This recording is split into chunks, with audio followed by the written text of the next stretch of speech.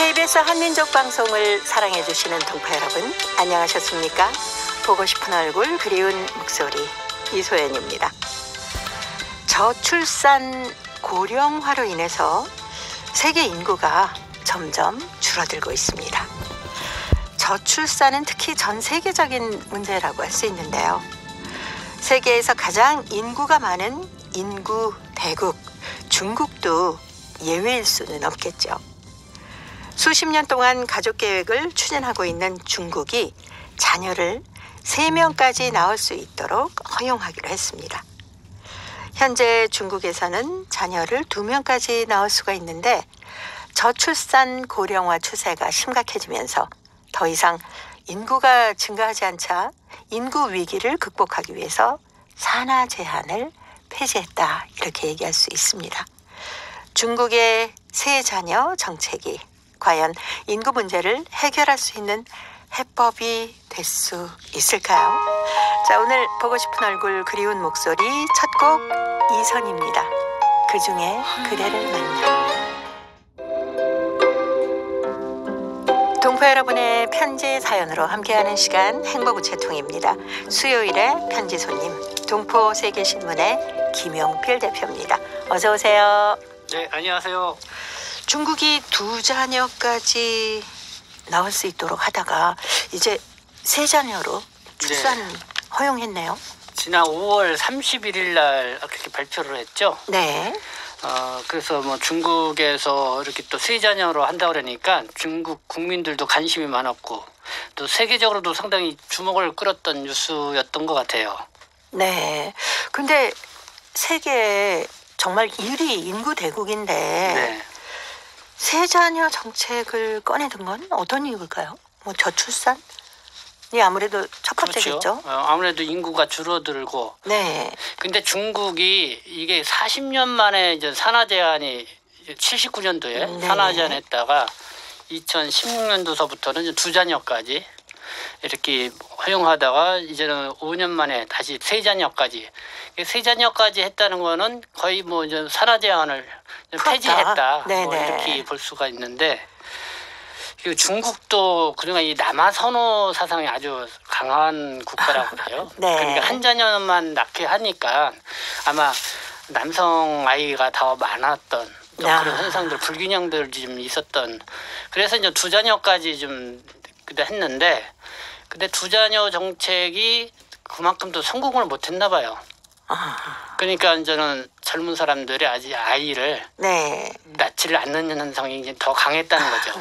네.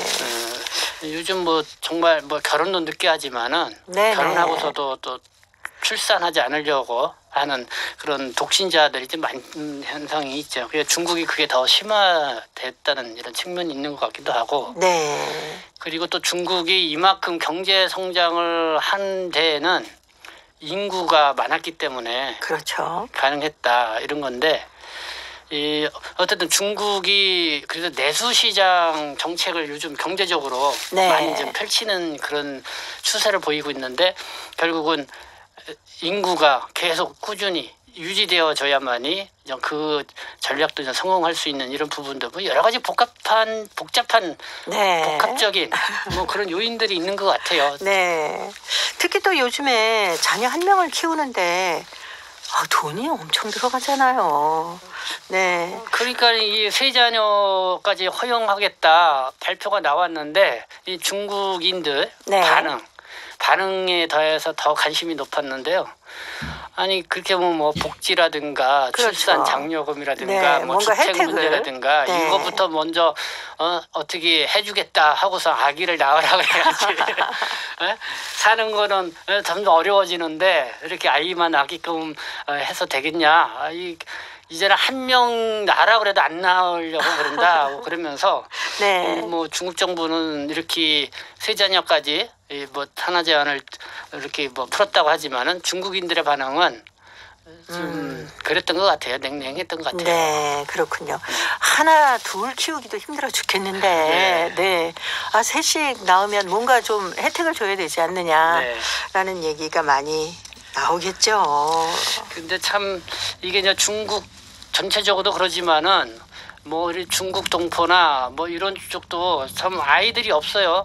네. 예, 동포 사회도 비슷하군요. 사회도 아이를 이제는 그러니까 아이들이 많아야 앞으로 이제 동포 사회도 그렇게 계속 유지되고 그러는데 아이가 많이 줄어들고 거기에다가 또 이제는 중국 동포 같은 경우는 한국으로 와서 한국에서 출생한 자녀들도 적지 않고 그래요. 네. 그래서 최근에 한국 사회에서는 법무부가 이 국적법을 개정을 해서 영주 자격을 취득한 그런 사람들의 자녀 중 이제 쉽게 한국 국적을 부여해 줄 수 있도록 하는 그런 정책을 이제는 입법 예고를 해서 추진을 했죠. 네. 그것 때문에 한참 더 논란이 되기도 했는데 이만큼 인구 문제가 이제 그러니까 저출산에 의한 인구 문제가 뭐 중국뿐만 아니라 우리나라도 심각한 문제이고 그렇죠. 뭐 전 세계적인 또 문제인 것 같아요. 네. 시골에서 요즘에 우리나라에서도 아이 울음소리가 거의 들리지 않는다 라고 하는 얘기를 들어보면 참 이 문제를 어떻게 해결해야 될까 참 고민이 많을 것 같습니다. 그러니까 출산 장려 정책을 좀 더 현실성 있는 그런 방법을 뭐 찾아야 되는데, 근데 이게 좀 생활 수준이 올라가면은 사실 이제 개인 생활이 강해지다 보니까 출산을 잘 안 하려고 하잖아요. 그러니까 이제는 이런 좀 선진국이라고 할까요? 이런 데서는 이민 정책을 좀 적극적으로 펼치는 부분이죠. 뭐 입양아 정책을 좀 뭐 장려를 한다라든가 뭐 그렇게 해서 이제 계속 인구를 유입을 할 수 있도록 그런 정책들이 나오는데 뭐 한국 사회도 아마 그런 정책들이 이제 고민을 해야 되지 않을까 이런 때라고 그래요. 네, 그렇습니다. 정말 아기들이 주는 행복이나 축복이 얼마나 큰가요? 그리고 우리들의 미래가 아기들에게 달려 있지 않습니까? 네. 혹시라도 아이고 힘들어서 애 어떻게 키워요? 라고 하시는 분들은 예전에 아이고 그래도 나누면 다 지 먹을 것은 지가 타고 태어난단다 이렇게 얘기하시던 할머니 얘기도 생각이 납니다. 그게 저까지만 해도 뭐 다리 밑에서 주워왔다는 얘기 참 많이 들었거든요. 그렇죠. 근데 지금 태어나면 완전히 그냥 금둥이죠, 금둥이. 그렇죠. 공주님 왕자님으로 잘 키우실 수 있을 겁니다. 자, 이제 수요일의 행복우체통 열어보겠습니다. 첫 번째 사연이 중국 길림성 화룡시 박금옥 씨가 보내오셨습니다. 힘든 고향길이란 글인데요. 제가 먼저 소개해드리겠습니다. 2020년 12월 7일 고향에 있는 집 아저씨에게 몇 번 문자를 보내고 영상 통화를 해도 받지 않았다. 시누이가 집에 가보니 눈을 멍하니 뜬 채로 숨은 붙어 있는데 일어나지도 못하고 말도 제대로 하지 못한 상태였다고 한다. 병원 구급실에 실려가서 링거도 꽂고 산소호흡기도 달고 여러 가지 전면 검사를 하면서 집중 치료를 받았다. 술만 마시고 식사를 안 한 상태에서 영양실조와 당뇨 종합증이 오고 오랫동안 누워 있어서 엉덩이에 욕창도 심하게 왔다. 이 소식을 접하고 나는 고향으로 돌아가는 비행기표가 없어서 여기저기 돌아다니다가 12월 30일 겨우 연길 집에 오게 되었다. 집으로 들어오니 병원에서 금방 출원한 우리 집 아저씨가 먼저 집으로 와서 초점을 잃은 눈동자와 뼈만 앙상하게 남은 왜소한 체구, 옷도 입지 않고 이불만 덮고 누워 있었다. 마누라 왔구만. 이제사 왔어? 얼굴 봤으니 죽어도 한이 없네. 나는 애 아빠를 보자마자 손을 붙잡고 오열했다. 2021년 1월 1일부터 집에서 자가격리하면서 집 아저씨를 간호하기 시작했다. 아침 5시에 일어나서 환자 기저귀를 갈아주고 변기를 비우고 세수시키고 팔다리 주물러주고 체형 변경도 시켜주었다. 9시면 엉덩이 욕창 드레싱을 하고 침대에서 일어나 운동을 시키면서 걷기 운동을 시작했다. 식사 메뉴는 매일 바꾸면서 식사를 대접했다. 엉덩이 욕창은 한 달 좀 지나니 완전히 나았다. 당뇨 환자들은 일반적으로 욕창이 생기면 잘 안 낫는데 울집 아저씨는 기적처럼 욕창이 말끔히 나았다. 아저씨의 건강 상태가 좋아지자 나는 너무 좋아서 왕왕 소리내며 울었다. 내가 한국에서 7년간 간병 일을 한 경험으로 우리 집 아저씨를 열심히 간병했기에 회복이 빠른 것이었다. 한국에 있는 10년간 집 아저씨는 건강이 안 좋아서 3번이나 병원에 입원을 했는데 나는 그때마다 고향으로 달려와서 아저씨 병간호를 살뜰히 했다. 요즘 아저씨 건강이 많이 좋아지니까 친척, 친구들도 만나서 식사도 하고 산책과 걷기 운동도 열심히 하고 있다. 4월에는 집을 장식하고 외국에 있는 자식들 또 손군들과 영상 통화도 하고 얼굴 보면서 그리운 정을 나누고 있다. 이제 남편과 손잡고 오손도손 재미나게 이야기꽃과 웃음꽃 피우면서 만년을 보내려고 한다. 이런 사연이었습니다. 아유, 건강을 회복하셨다고 하니까 네. 정말 다행이네요. 네. 참 이걸 현모 양처라고 그러나요? 그렇죠. 정말 대단하십니다. 이런 분이 좀 있으려나? 참 부럽기도 하고. 아니 거기다 뭐 남편이 이렇게 아프다거나 아내가 네. 그렇다거나 하면 네. 서로의 손과 발이 되어줘야 하는 게 부부잖아요. 그렇죠. 네. 그래야 되는데 참 그러기가 더 쉽지 않은 게 또 있어서 네. 대단합니다. 네. 어쨌든 보기에 상당히 좋았고요. 이 글 그렇죠. 내용을 보니까 참 가슴이 찡하고 그렇죠. 참 모든 사람들을 참 이렇게 본받게 만드는 그런 네, 글이 네. 아니었나 생각이 듭니다. 네. 하긴 한국에서 계속 간병 일을 하셨기 때문에 네. 환자를 돌보는 일에는 뭐 선수시잖아요. 네, 그러니까 남편을 잘 간호해서 이렇게 네. 뭐 친척들하고 같이 식사도 하고 영상 통화도 하면서 즐거운 시간을 이제 갖는다고 하시니까 네, 네. 박금옥 씨 정말 대단한 일 하셨고 아유 쉽고 감사하다는 말씀 드리고 싶네요. 근데 참 이 간병 일이라는 게 쉽지 않은 쉽지 않잖아요. 네, 쉽지 않은 일인데 근데 실제로 이 간병 일을 하시는 분 동포분들 얘기를 들어보면은 처음에는 고달프고 힘들고 막 이런데 이제 하면 할수록 사람들하고 대화도 나누게 되고 그렇죠. 또 그러면 여러 가지 생각들을 많이 하게 된대요. 그러니까 이렇게 한국의 노인들을 간병을 하면서 돌아가신 부모님 생각이 그렇게 많이 나신다고 그러고 그럴 것 같아요. 그래서 정말 살아 계셨다고 하면은 이렇게 정성껏 잘 보살펴 드렸을 텐데 하면서 아쉬움을 또 토로하시는 분들도 많이 계시더라고요. 네. 특히 또 우리 동포분들 중에는 박금옥 씨처럼 한국에서 간병 일을 하시는 분들이 아주 많더라니까요. 네, 많죠.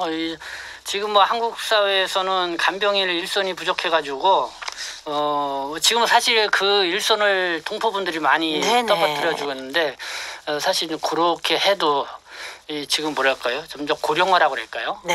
그래서 일손이 상당히 부족하죠. 그리고 동포분들도 일단은 뭐 젊은 분들은 잘 안 하시죠. 또 간병일을. 그러니까 지금 역시 간병일을 하시는 분들이 뭐 50대 중후반 이후 되신 분들이 주로 많이 하시는데 그러니까 이제 점점 그 인력도 줄어드니까 해외에서 또 말 통하지 않는 또 외국인을 더 들여와야 되지 않냐 뭐 이런 고민들을 한다는 또 최근에 뉴스를 좀 들었어요.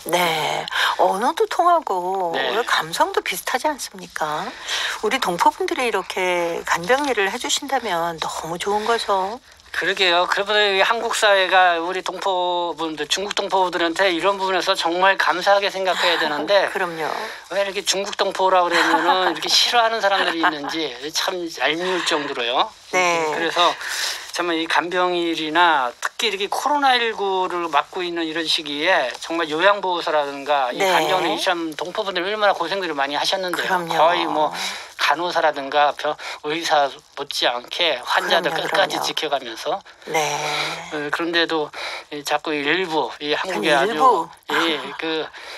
아주 나쁜 사람들이 좀 있어요.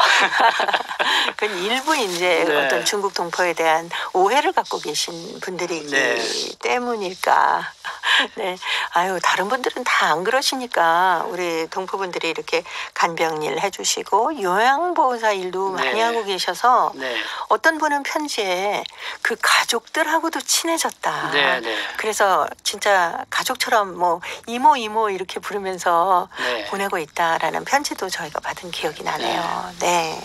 정말 힘든 일 하시면서 애쓰시는 동포 여러분께 이 시간을 빌어서 다시 한번 감사드립니다. 정말 힘들게 박금옥씨 그 코로나19 시기에 비행기표 구하기도 힘드셨을 텐데 네. 힘든 고향길이셨네요. 지금은 이제 행복 고향이니까 앞으로 건강하게 두 분 재미있게 즐겁게 생활하시기 바랍니다. 두 분은 오래오래 아주 행복하게 사실 것 같아요. 그렇죠. 네. 김상진입니다. 고향이 좋아.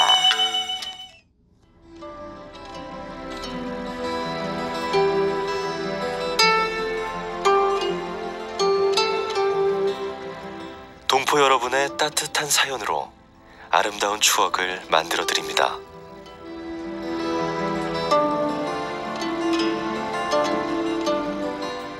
보내실 곳은 대한민국 서울특별시 영등포구 여의공원로 13 KBS 한민족방송 보고 싶은 얼굴 그리운 목소리 담당자 앞이고요. 인터넷 주소도 알려드립니다. KBS 홈페이지 www.kbs.co.kr에 접속하신 다음 라디오, 한민족방송, 보고 싶은 얼굴 그리운 목소리를 순서대로 클릭하신 다음 청취자 참여 코너에 글을 남기시면 됩니다.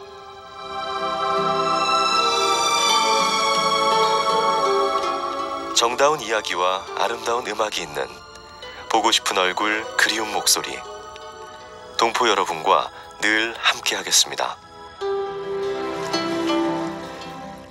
수요일의 행복우체통 동포세계신문의 김용필 대표와 함께하고 있습니다. 자, 오늘 준비한 행복우체통의 두 번째 사연입니다. 중국 길림성 연길시 김중섭 씨가 보내오셨는데요. 근본을 잊지 말자라는 글입니다. 김용필 대표가 소개해드립니다. 옛날 속담에 물을 마실 때 우물을 판 사람을 잊지 말라고 하였다. 그것은 우물을 판 사람들의 고마움을 알아야 된다는 뜻이다. 그런데 지금 보면 적지 않은 사람들은 번듯한 아파트에 호의호식하게 살고 있으면서 어찌하여 이런 행복 생활을 하게 되었는지를 잊고 그 근본을 모르고 있으니 안타깝다. 어느 날 우연한 기회에 친구들끼리 모여서 한담을 하는데 대다수 사람들은 한국에 나가 돈을 많이 벌어가지고 돌아와서 아파트도 사놓고 자가용까지 사놓았다고 하면서 많은 자랑을 하는 것이다. 그때 나도 덩달아 맞장구를 치면서 우리 해외 동포들의 우상나라인 한국에 대한 고마움을 표달하였다. 나는 2006년도에 정년퇴직을 하고 아내와 함께 한국에 나가서 몇 년간 있으면서 부지런히 일을 해 돈을 벌어서 아파트도 사놓고 또 가정 기물도 많이 갖춰놓고 노년을 근심 걱정 없이 살고 있다. 그런데 이러쿵저러쿵 하면서 서로 말다툼이 벌어졌는데 그 사람들의 말로는 한국에 나가 뼈 빠지게 일하면서 쩍 하면은 사장님들의 갑질과 멸시를 받은 것이 종시 잊혀지지 않는다고 말한다. 다시는 한국에 나갈 생각이 없다고 또 말하는 것이다. 하긴 어린아이들이 부모를 잘 만나야 하듯이 외국에 나가 일을 하여도 사장님을 잘 만나야 스트레스도 적게 받고 돈도 잘 벌게 되는 것이다. 나는 행운이 좋아서 마음씨 좋은 사장님을 만났기에 돈도 잘 벌고 일을 하면서도 항상 즐거운 마음으로 보냈다. 2022년은 한중수교 30주년이 되는 해이다. 한중수교 전에는 이곳에서 푼푼하게 못 살던 우리 조선족들이 한중수교 후 많은 사람들이 한국에 나가서 취업하고 또 돈을 잘 벌고 돌아와서 너도 나도 번듯하게 잘 살고 있다. 농촌에서는 농민들이 농사질도 안 하고 한국에 나가 돈을 벌어 갖고 들어와서 시내에 아파트를 사놓고 번듯하게 잘 살고 있으니 참말로 천지개벽이다. 그렇지 않고 그냥 이곳에서 그저 한평생을 벌었어도 그런 꿈을 실현할 수 없는 것이 사실이다. 우리도 우리 부부간이 한국에 갔다 살아온 뒤 아들도 한국에 나갔는데 13년째 그곳에서 취업을 하고 즐겁게 일하고 있다. 이후로 우리의 손자, 손녀가 자라게 되면 그들도 한국에 내보내서 한국이란 나라를 알게 할 예정이다. 지금 이곳 농촌 농민들은 퇴직금이 없어도 한국에 나가 돈을 많이 오다 보니 별로 뒷심 걱정 없이 살아가고 있다. 그러니 어찌 물 마를 시때 우물 판 사람을 잊으라. 한국에 나가 돈을 벌어온 근본을 잊어서는 안 된다. 네, 중국 길림성 연길시 김중섭 씨가 보내오신 근본을 잊지 말자였습니다. 이렇게 말씀해 주시니까 감사하네요. 네, 저도 참 이 사연을 읽으면서 네. 또 우리 동포분들 중에 또 이렇게 한국에 와서 또 열심히 일하시고 또 그 고마움을 또 잊지 않고 계시는 분이 있구나. 이 김중섭 선생님 말고도 뭐 많은 분들이 있을 거라고 생각이 들어요. 네, 그렇죠. 네. 그래서 이제 자녀분들 교육도 다 시키시고 네. 뭐 결혼도 시키면서 정말 요즘에 행복하게 살고 있습니다라고 편지를 보내주시는 분들이 많으신데 네. 아유, 이렇게 노년을 편하게 보내실 수 있다고 하니까 참 좋습니다. 근데 일부에 네. 아마도 지금은 많이 나아졌지만 어느 정도 이런 어려움을 겪으신 분들도 꽤 있으실 거예요. 그리고 있죠. 참 여기 우리 김중섭 사장님이 말씀한 것처럼 네. 누구를 만나느냐에 따라서 그분의 그 운명이 많이 달라진다고 그러잖아요. 네. 특히 해외에 나가시는 분들은 이 공항에서 첫사람을 누구를 만나느냐에 따라서 완전히 그렇죠. 삶의 방향이 바뀐대요.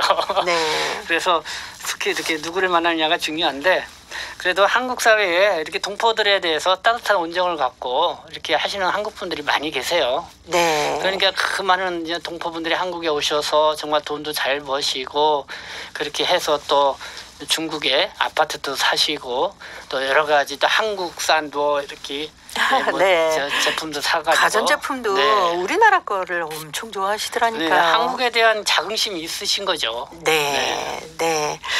일하면서 겪으셨던 여러 가지 어려움들은 네. 이제 좀 조금씩 뒤로 보내주시고 그동안 그래도 한국에서 그 즐거웠던 일들 네. 하나씩 꺼내서 얘기하다 보면 그런 어려움이 좀 잊혀지지 않을까 그렇게 말씀드리고 싶네요. 이제 한중수교가 이제 30주년 되잖아요. 네, 22년이면. 네, 중국 동포들은 뭐 한국에 많이 나왔지만 한중수교 막 초창기 할 때는 한국에 어려움 많았습니다. 중소기업 사장님들도 중국에 많이 가셨잖아요. 그렇죠. 청도나 여기. 네. 근데 역시 한국 사장님들 얘기들 들어보면은 중국에서 나름대로 잘 되고 성공하신 분들은 중국 동포들 때문에 덕을 많이 봤다. 네. 그렇게 말씀들 많이 하세요. 더러는 좀 그러지 못하신 분들은 이 중국 동포 때문에 솔직히 와서 뭐라고 해야 피 봤다. 그래서 그렇게 지우개 하시는 분들도 있는데 근데 결국은 뭐 그걸 잠깐 보면은 자기 문제라고 생각이 들어요. 그렇죠. 네. 그러니까 우리 뭐 동포분들도 한국에 오셔서 또 불만도 갖고 계신 분들도 있지만은 잘 또 돌아보면은 이게 꼭 그분의 내 문제였구나 뭐 이렇게 또 한번 뒤돌아볼 필요가 있다. 그렇게 해야 긍정적인 사고 방식을 가져야 그럼요. 정말 이 생활도 재밌게 하고 일도 잘 풀릴 수 있는 거죠. 네. 주변에 이제 김중섭 선생님 같은 분이 많으시면은 네. 서로 얘기를 나누면서 이런 문제들이 하나둘씩 해결될 수 있지 않을까라는 네. 생각이 듭니다. 조항조가 불러주는 사랑 찾아 인생 찾아 들으면서 동포세계신문의 김용필 대표님과는 다음 주에 또 뵙도록 하겠습니다. 고맙습니다. 네, 감사합니다.